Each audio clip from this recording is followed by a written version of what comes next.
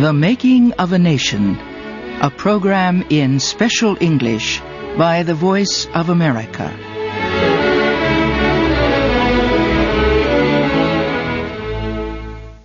Andrew Jackson served as President of the United States from 1829 to 1837.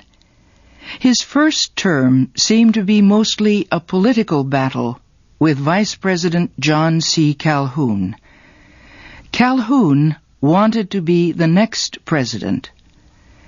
Jackson believed his Secretary of State, Martin Van Buren, would be a better president, and Van Buren wanted the job. He won the president's support partly because of his help in settling a serious political dispute. President Jackson's cabinet was in great disorder. Vice President Calhoun was trying to force out Secretary of War John Eaton. Eaton would not resign, and the president would not dismiss him. Van Buren designed a plan to gain Eaton's resignation. One morning, as Jackson discussed his cabinet problems, Van Buren said, "There is only one thing, General, that will bring you peace: my resignation." "Never," said Jackson. Van Buren explained how his resignation would solve a number of Jackson's political problems. Jackson did not want to let Van Buren go, but the next day he told Van Buren that he would never stop any man who wished to leave. The president wanted to discuss the resignation with his other advisers. Van Buren agreed. He also said it might be best if Secretary of War Eaton were at the meeting. The advisers accepted Van Buren's resignation. Then they went to Van Buren's house for dinner. On the way, Eaton said, "Gentlemen, this is all wrong. I am the one who should resign." Van Buren said Eaton must be sure of such a move. Eaton was sure. President Jackson accepted Eaton's decision as he had accepted Van Buren's. But he was unwilling to give up completely the services of his two friends. He named Van Buren to be minister to Britain, and he told Eaton that he would help him get elected again to the Senate. Jackson then dismissed the remaining members of his cabinet. He was free to organize a new cabinet that would be loyal to him and not to Vice President Calhoun. Even with a new cabinet, Jackson still faced the problem of nullification. South Carolina politicians, led by Calhoun, continued to claim that states had the right to reject, nullify, a federal law which they believed was bad. Jackson asked a congressman from South Carolina to give a message to the nullifiers in his state. "Tell them," Jackson said, "that they can talk and write resolutions and print threats to their heart's content. But if one drop of blood is shed there, in opposition to the laws of the United States, I will hang the first man I can get my hands on to the first tree I can find." Someone questioned if Jackson would go so far as to hang someone. A man answered, "When Jackson begins to talk about hanging, they can begin to look for the ropes." The nullifiers held a majority of seats in South Carolina's legislature at that time. They called a special convention. Within 5 days, convention delegates approved a declaration of nullification. They declared that the federal import tax laws of 1828 and 1832 were unconstitutional and, therefore, canceled. They said citizens of South Carolina need not pay the tax. The nullifiers also declared that if the federal government tried to use force against South Carolina, then the state would withdraw from the Union and form its own independent government. President Jackson answered with a declaration of his own. Jackson said America's Constitution formed a government, not just an association of sovereign states.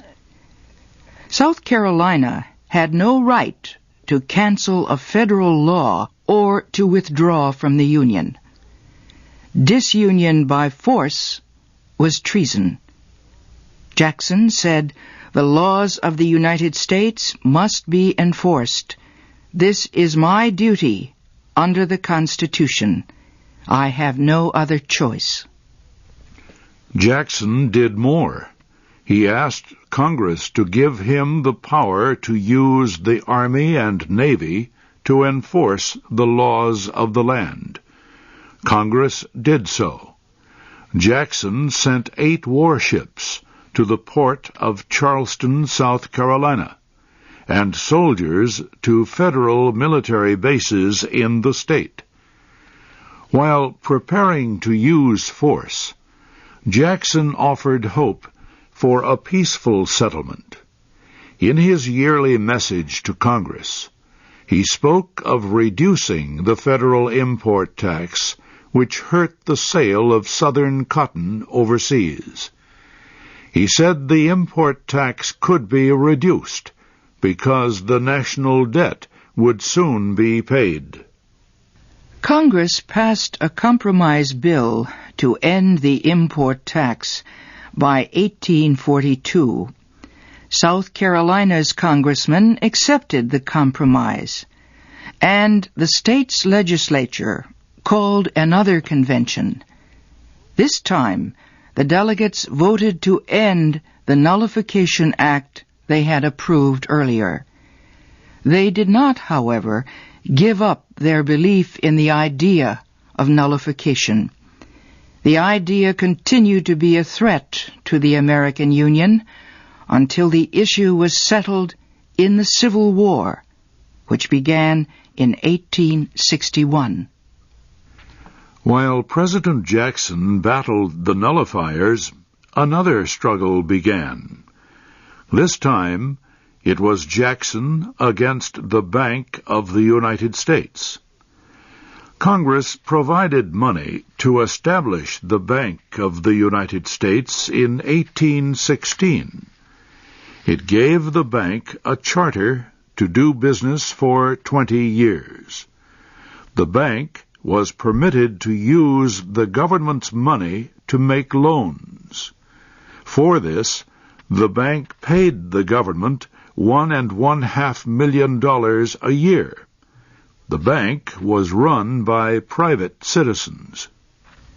The Bank of the United States was strong because of the great amount of government money invested in it. The bank's paper notes were almost as good as gold. They came close to being a national money system. The bank opened offices in many parts of the country. As it grew, it became more powerful.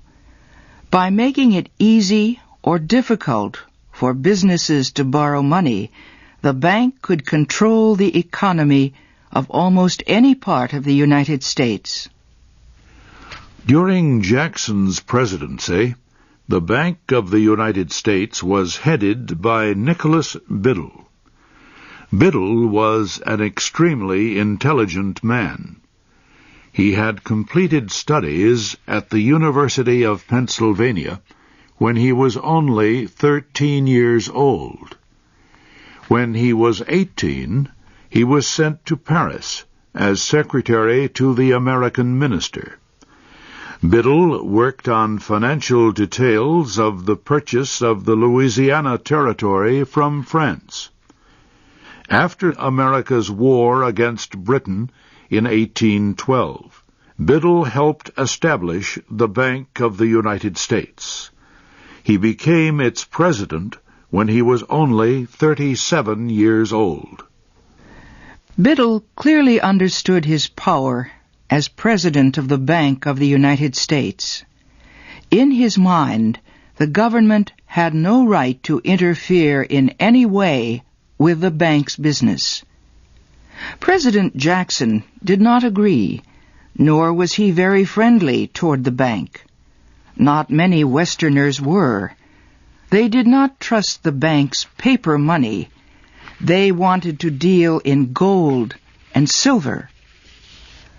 Jackson criticized the bank in each of his yearly messages to Congress. He said the Bank of the United States was dangerous to the liberty of the people. He said the bank could build up or pull down political parties through loans to politicians. Jackson opposed giving the bank a new charter. He proposed that a new bank be formed as part of the Treasury Department. The President urged Congress to consider the future of the bank long before the bank's charter was to end. Then, if the charter was rejected, the bank could close its business slowly over several years. This would prevent serious economic problems for the country. Many of President Jackson's advisers believed he should say nothing about the bank until after the presidential election of 1832. They feared he might lose the votes of those who supported the bank. Jackson accepted their advice. He agreed not to act on the issue if Bank President Biddle would not request renewal of the charter before the election. Biddle agreed. Then he changed his mind. He asked Congress for a new charter in January 1832. The request became a hot political issue in the presidential campaign.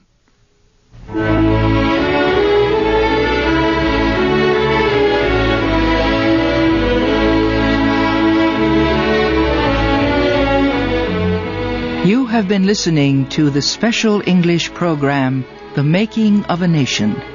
Your narrators were Harry Monroe and Kay Gallant. Our program was written by Frank Beardsley. The Making of a Nation can be heard Thursdays.